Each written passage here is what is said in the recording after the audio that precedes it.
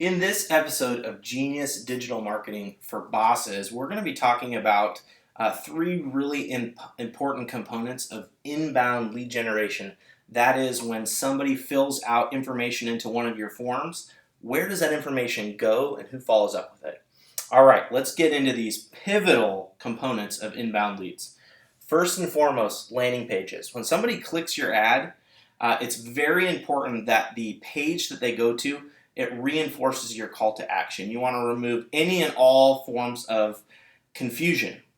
One of the biggest ways that customers abandon or customers bounce when they come to a landing page is if your page isn't secure, so it doesn't have that little S in the URL, it's a big deal, and or if your page isn't mobile. About 50% of all web traffic happens on a mobile device, and so you need to make sure that your landing pages are secure and they're mobile, as well as right at the top, they reinforce what I'm trying to do.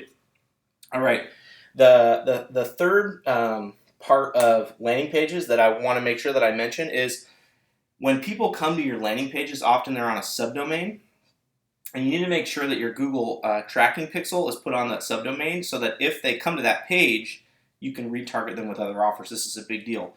Similarly, when people convert on those landing pages, you need to make sure that those are marked as conversions in your Google Analytics. A lot of the times what happens is you'll drive all this traffic to your landing pages, and then whomever is in charge of looking at your web analytics will go, why is our website traffic gone down? And it's simply because you're not driving people to your root domain, you're actually driving people to a subdomain of your website, which is just as good. All right, two user experience things I want to mention about landing pages. It's a well-known stat that a video can increase your amount of conversions by 400%. So if you can have a short, brief, 15-second, maximum 30-second video that reinforces as a real person talking what the consumers should be doing, it can really help. And then secondarily on those landing pages, you want to make sure to have social proof. Who are the other people that are doing the thing, and why do they love it? All right. The second component of inbound lead capturing I want to talk about is the actual lead form itself. So on a landing page, there is an embedded form.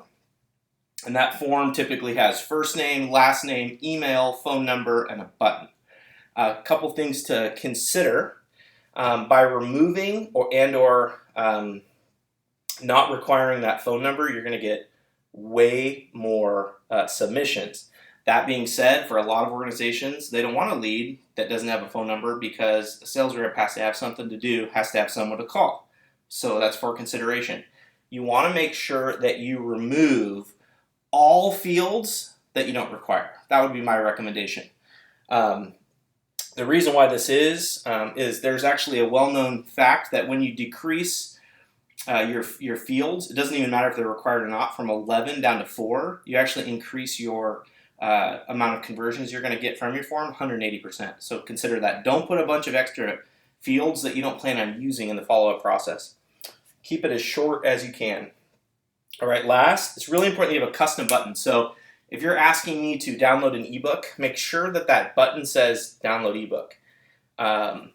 If you just have submit there, you will always get 10% less conversion. So just by changing the button, you're going to get an extra, basically free lead out of every 10 people that come to your landing page. All right, the third component of inbound lead generation, and this is probably the one that we struggle the most with our customers that we're doing digital marketing campaigns for, is lead distribution. This is everything. You have put in so much time making an unbelievable, perfect customer list. You have come up with content that consumers literally can't resist. You've communicated it across all the channels. They've filled out your form to get your thing, and now it's all about taking that data, that lead, and following up with it very, very efficiently and quickly and smart. Okay, so the first thing I want you to consider is lead type. You're going to find that some of your sales reps are really good at closing requests for demos, right? They're closers. You're going to find that other reps are better at following up with leads that are like a free ebook because they have more of a consultative sale. And then you're going to have other leads that are going to be maybe a contest entry that you want to send to an opener or a junior. These are all really important things to consider, because if you actually can adjust who gets leads, you can have a huge impact on the amount of not only the contacts that you make, but more importantly, the amount of deals that you close and revenues that you generate from a lead. All right, number 2, lead distribution has to be automatic.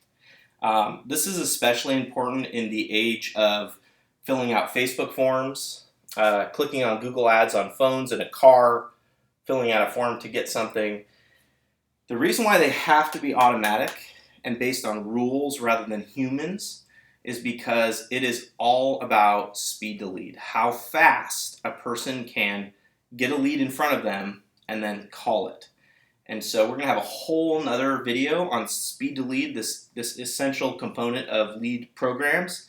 But for the sake of this video, I just want to make sure that the distribution is automatic, and that even more importantly, that distribution, whatever your algorithm or formula is, happens in real time. This is huge. This is huge. You can do everything right, and if you do this wrong, your campaign will be considered a failure.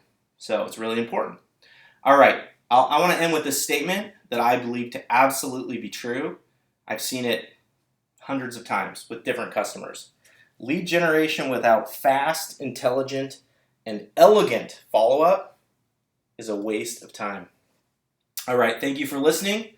I'll see you on the next episode. We're going to continue to talk about best practices for management of lead generation campaigns. Can't wait. See you soon.